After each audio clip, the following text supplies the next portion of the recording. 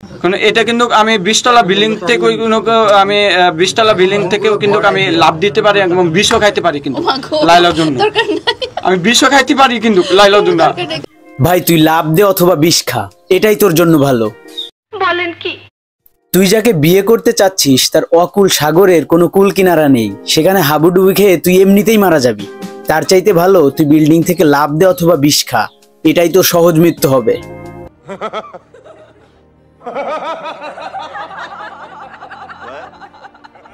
আমরা এমন একটা দেশে বসবাস করি যেখানে কোনো মানুষের কোনোদিনও মন খারাপ হতে পারে না, কারণ কেউ একজন শোরুম থেকে গাড়ি কিনলো এবং 500টার মতো টিকটক ভিডিও বানালো, কিন্তু সেই গাড়ি কোনোদিন রাস্তায় নামে নাই।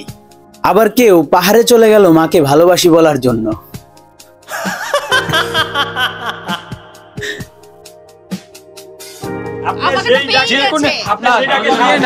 জীবন সাথী হতে চাই, প্রমাণ করতে চাই। আচ্ছা তার ওই যোগ্যতা হয়েছে দেখে কিন্তু আমি আজকে এখানে ওর পাশে বসে আছি।